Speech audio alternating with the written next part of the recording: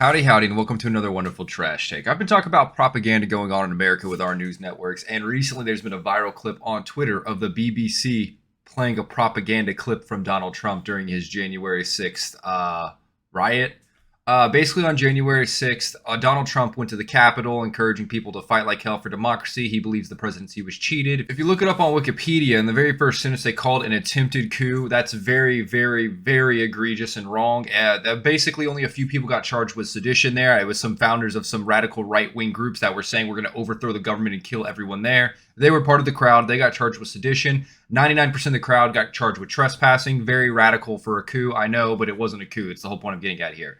The BBC recently posted a video where they actually took some of his speeches during that day, spliced up what he said to make it sound like he was encouraging people to go to the Capitol and overthrow the government. And it's kind of hilarious because this is what they also did to him during his trial. He was putting out a bunch of tweets during the time too, and eventually the last tweet he put out was, I don't want this, everyone go home. And then like 5 minutes later, Twitter banned him because they realized they can't use him any further to incite violence. He's not going to overthrow the government. He's going to step away peacefully and gracefully, and they want the crowd as angry as humanly possible to commit actual crimes against the people in Congress so they can then use that as evidence proactively to charge Trump with treason. And they tried, and they failed. And even in the court case, they showed a bunch of fake tweets from him too, which was hilarious. But we're going to watch the BBC clip because someone actually broke it down pretty well. And it was funny for me to see that even Europeans are now knowing that their news is lying to them, that the whole entire world is waking up to the fake news phenomena, and I'm here for it. I'm glad for it. The more information we have about the facts of the case, the more educated everyone will have to be. You have to come to your own conclusions when you're not being spoon-fed propaganda.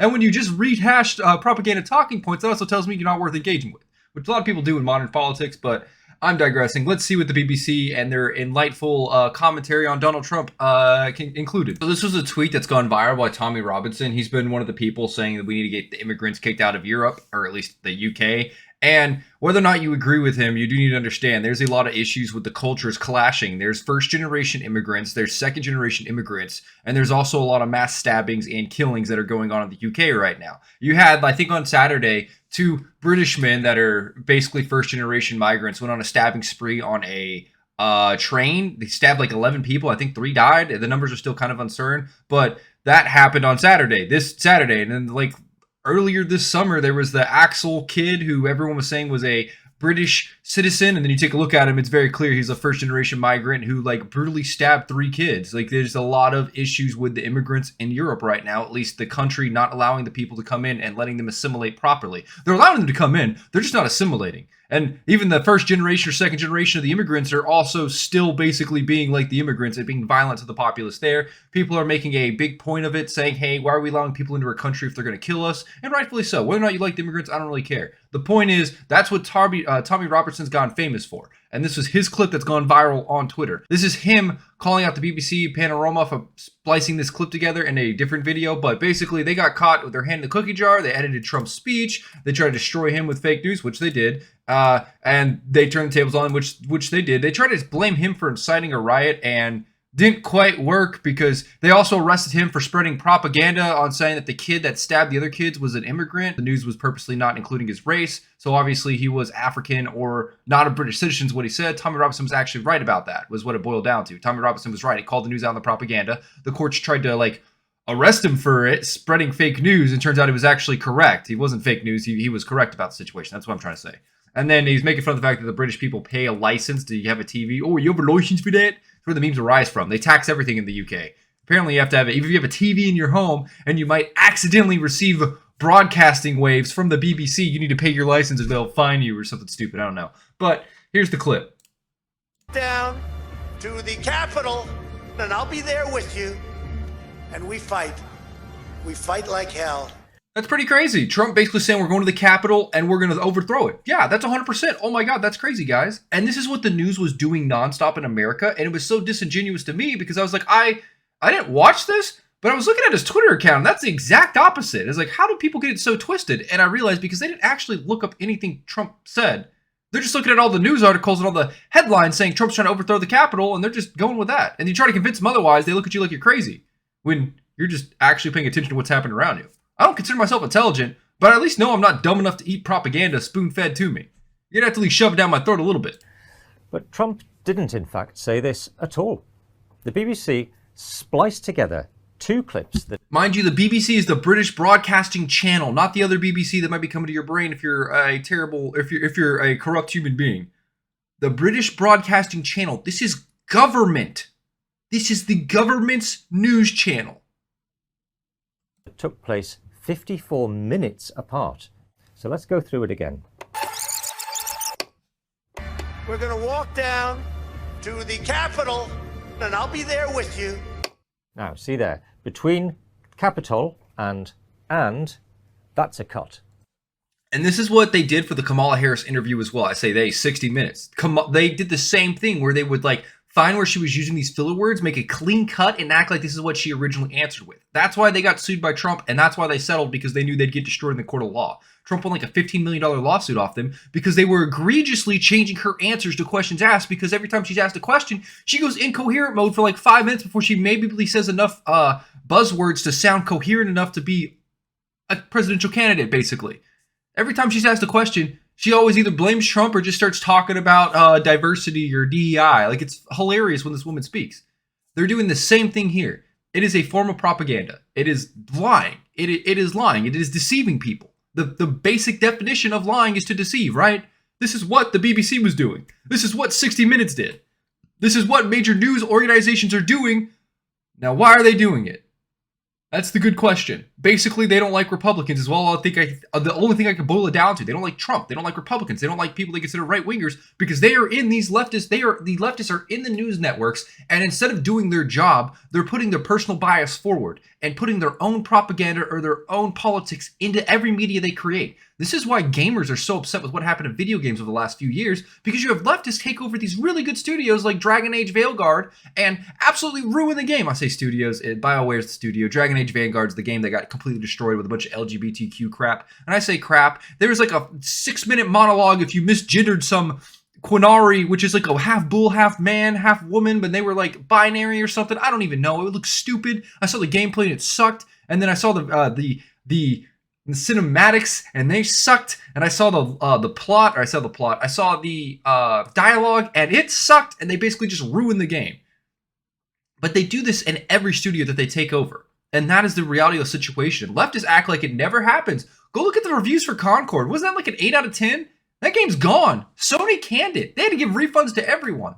They lie to each other. They own They're in all forms of companies across the board, across the world. They're making the games. They're reviewing the games. They're the ones also trying to sell the games. And they're telling you it's a good game, and then you play it and like, this is terrible. I want an escape from reality. It turns out I'm just coming into a game that's got more leftist propaganda put into it. Go look at Devil May Cry on Netflix. I love that series. I love Dante. I had a red leather jacket from when I tried to cosplay Dante a few years ago. You might not be able to see it, but that's ebony and ivory right there behind my sword and shield. Devil May Cry to me is amazing. I love the music. I love the game. I love the story. And they put it on the Netflix series, and they try to make it about the demons are just immigrants trying to get away from the immigrants looking for a better life in the world. And I was like, okay, that's kind of stupid, but it's clearly them doing an allegory for current American politics, because retards in any form of media will almost always make it about modern politics. And then the last 5 minutes, spoiler alert, and then the last 5 minutes of the Netflix series, it's like we're invading the Middle East, except it's the demon realm. And I'm just like, what the fuck is happening, dude? What is going on? This is Devil May Cry. The only reason Dante and Virgil are basically able to fight the demons is because they're Nephilim. They're hybrids. I forget the actual word for it. They're super strong, is what it boils down to. And now you just basically have everyone's got special bullets that just annihilate demons on demand. Like, oh, okay, I guess the entire like plot of Dante being the demon hunter, the devil hunter, the really cool guy is just kind of just like, now he's just an average Joe that can just heal. But yeah. This is my biggest issue with modern politics, is people putting their politics where they do not belong. And now you even have it to where it's going the other way too, with Donald Trump and Halo and saying stop the flood, and it's like an allegory for, I say allegory, it's a metaphor for illegal immigrants in America. Like, it's going the other way now. Leftists are screaming at the mouth, foaming incoherently on Twitter about it. It's like, well, you were fine with putting your politics in games. Why are you mad when the other side does it now?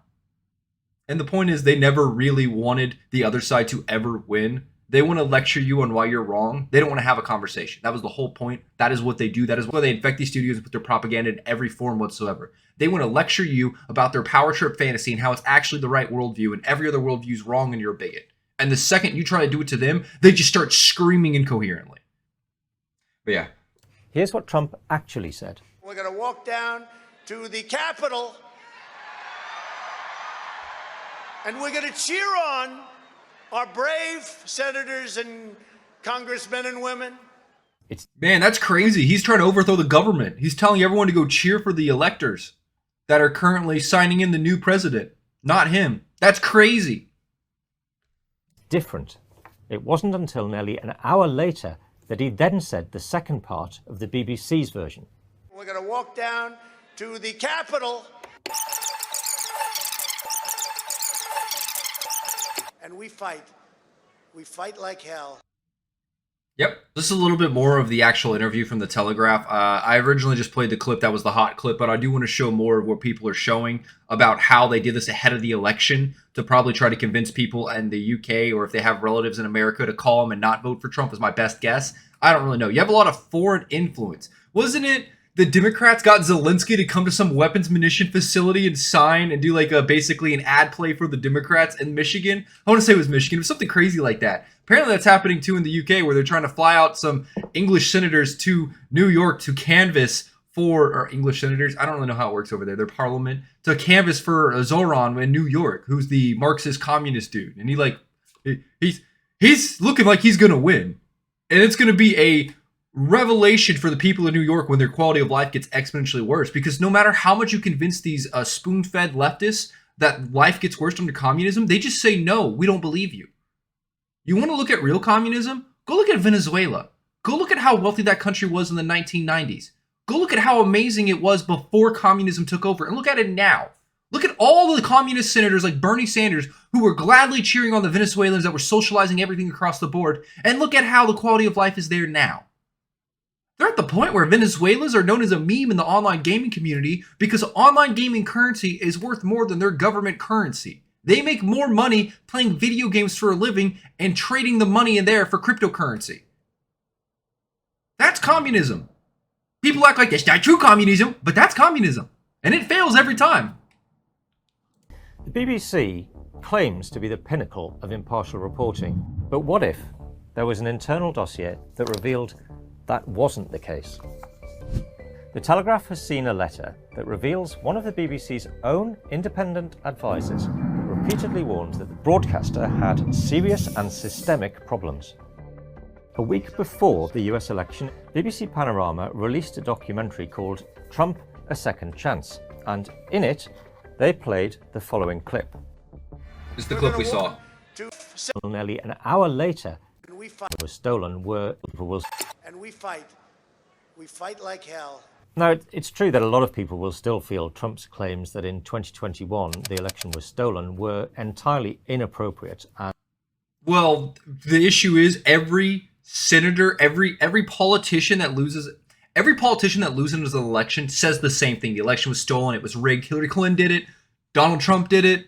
I'm sure Kamala Harris has already said it as well. I just got to find a clip of it. Every politician's been doing this since like 2016. When Trump won the first time, Hillary Clinton, she conceded, but then she said Trump won a Russian interference with the election. He's an illegitimate president. The election was stolen. She said the same things. And then when Biden won, she said, guys, saying that elections are stolen is very dangerous. We need to stop this. This is very dangerous rhetoric. This needs to stop immediately. And now that Trump won again, all the Democrats are right back on it. He's not my president. The election was stolen. Trump clearly cheated with Elon Musk being a billionaire. He hacked the machines with Starlink and they changed all the votes manually. Like, this is some crazy level of schizo. Both sides are doing it. It's the point I'm pointing out here. Anyone saying that they're not doing it is a liar. Both sides do it when they lose. and unbecoming of a figure in politics. But irrespective of your personal views on Trump, the question remains, how is a national broadcaster funded by taxpayers on the premise that it will provide impartial reporting allowed to splice together content in a way that one of its own advisors said materially misled viewers? But if members of its own editorial standards committee have no faith in the broadcaster, you have to ask, should we? The answer is no. The answer is because they've been indoctrinated by leftists inside the company, just like a bunch of corporations in America have been. It's propaganda. These people take over positions of power and they put the political bias over what their job and their integrity of their job is supposed to be because they do not care. The whole point of their life is to get their message across. It's why they call it a mind virus. They are trying to transmit the mind virus to you. That is their goal. They want you to see their worldview as the only correct worldview. They will do anything to achieve it. Lie, cheat, steal, they do not care.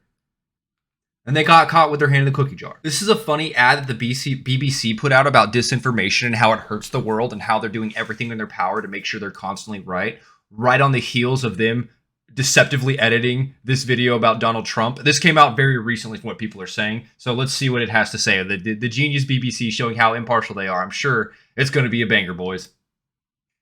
Disinformation. You think you're winning. There is no climate change. Fooling people in the most sophisticated ways. I control the Met Police. They will obey orders. You fueled hate and confusion. End up with a complete erasure. Did y'all see that lady with "There's no climate change" shirt? Did y'all see Bill Gates basically just came out the other day and said, yeah, climate change is fake? That's kind of crazy. It's almost like everything we do for climate change is that's impossibly complex of an equation to understand how we really affect the environment. Yes, there are things that we can do that can hurt the environment, but the environment also is very self-regulating. We have hot cycles, we have cold cycles, we have stormy seasons, we have calm seasons. People refuse to acknowledge that. Bill Gates now has come out and said, yeah, basically anything we do on this planet's not going to affect it. Kind of crazy. Of trust. The pandemic wasn't real. Unleashed conspiracies. Social media puts About the Southport riots. Endangered lives.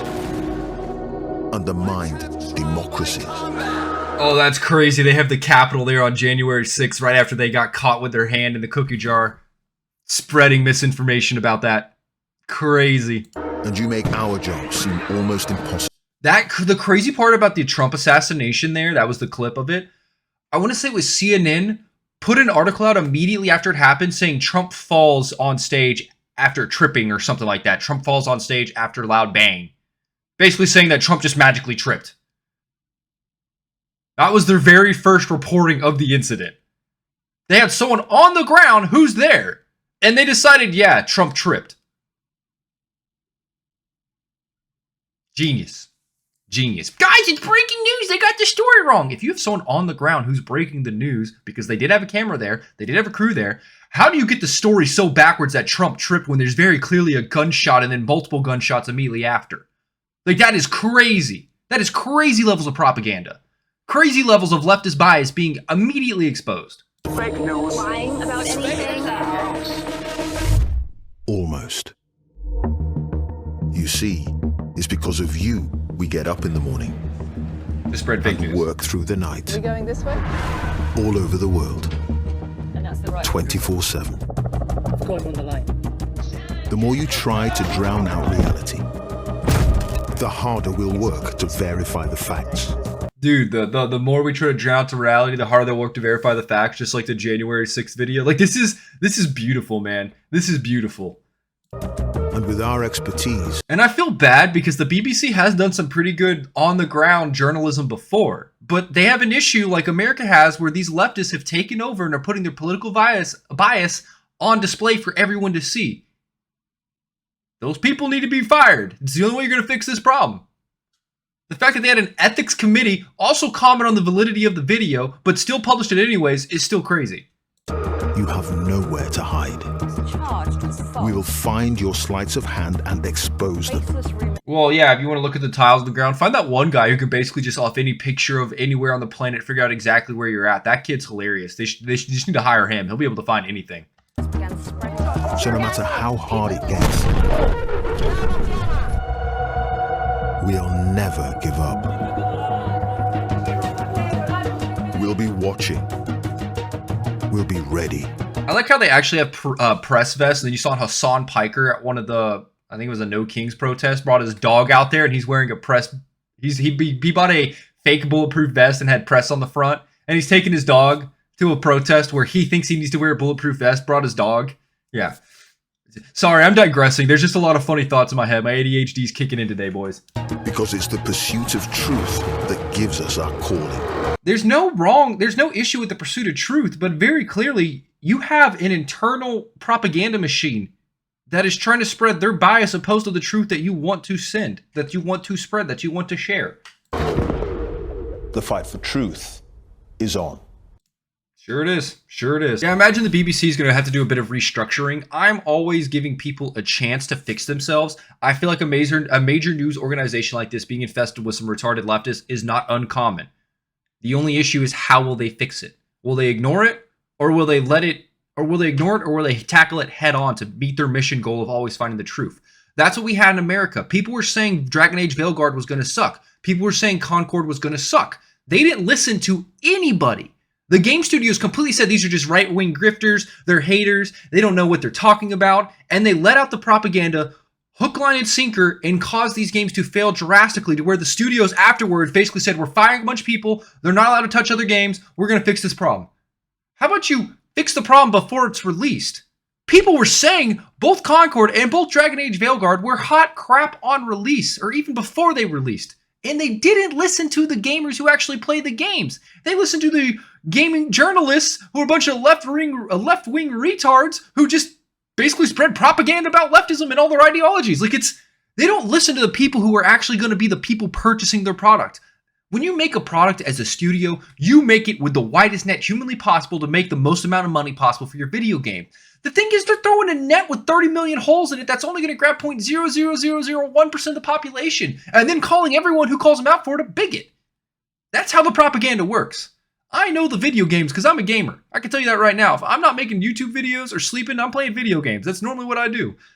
I'm a gamer. I have a pretty good idea if a game's going to be good based on the studio. And you can take a look at some of these people's Twitter account too, because these leftists are so open with their hatred now. It's wild. You have so many people that cheered Charlie Kirk's assassination. They've been fired across the board now. We have society that's finally correcting itself. You had right-wingers that were saying some abhorrent stuff getting fired. And then you had right-wingers that were getting fired for saying men can't get pregnant. Now you have left-wingers that are getting fired for cheering Charlie Kirk's assassination. It's not to the point to where left-wingers are getting fired for everything yet. Could be in the near future, who knows? But the whole point is you need to take a holistic look when someone's feeding you information and come to your own conclusions. If you have questions about it, if you have questions about cuts, or if it's a video, you should watch for cuts in it. If it's a news article, you should look to see who's writing it and what other news articles they've written. The only way you'll get better with critical thinking is if you challenge yourself to prove what you think is fact. Not just look at one source and take it whole value. Find 5 other sources that also agree or point a very similar picture. That's how you know when you're right. I don't always do that, but I also take everything I listen to with a grain of salt. I'm one of those. I'm a conspiracy theorist. I love a good conspiracy. My favorite conspiracy is Justin Trudeau's Fidel Castro's bastard because of his brown nipples. Sound off on your favorite conspiracy down below in the comment section. But I love a good conspiracy because it's people that are absolutely saying the most wild things, but then they occasionally have some evidence to connect it. I'm like, yo, this is interesting. Like, how did you get this? Where did this come from? And it gives you a decent thing to research and figure out for yourself because you can come to a lot of your own conclusions. You can see enough points on a graph and come to a conclusion. You can see no points on a graph and come to a conclusion. It all depends on the person and what their thought processes lie with, and if their thought processes are flawed. But yeah, I think that's enough ranting for today. The BBC got caught with their hand in the cookie jar. They knew what they did was wrong, and they're just like acting like it didn't happen. It's basically all I'm seeing here. I looked to see if they made any public comments on it, and I couldn't find anything. Yeah, I did a quick Google search, and I don't see anything directly from them talking about this situation. It looks like their own internal committee caught it, but they still chose to publish it anyways. So I don't know if that'll allow them press actions or not, but we'll have to see in the near future. But yeah, propaganda exists in every form of media, one way or another. You got to get used to it. You got to get used to understanding the person that's trying to tell you this has a political goal. I like games for the most part because gamers, when they make games, they don't put political bias in there. They make a story. They tell a story. They don't care if it's scary. They don't care if it's harsh. They don't care if it's jarring. They want to tell a good story. Leftists, when they tell a story, it's my worldview's right, and here's why it's right. And if you disagree with me, you're the villain in my story. And it's pretty stupid. And that's why I like the OG gamers, the OG games versus modern games that come out. Most of the modern games that come out, I don't have fun playing for the most part. It's like Battlefield. I'm enjoying Battlefield 6. But occasionally you hear a woman talk. There's a woman talking in my war simulator. Are you serious? Are you serious, EA? There's no women on the battlefield. We're all men, big burly men running across the combat field as dolphin diving into another man to get that revive so we both die together. Women can't participate in that. Women can't shoot guns. They can't run. They can't jump. They can't revive. Yeah, I'm just trolling, boys. Yeah, hopefully you like this video. If you do, feel free to like, comment down below, or subscribe, and hopefully I'll see you in the next one. Until then, later.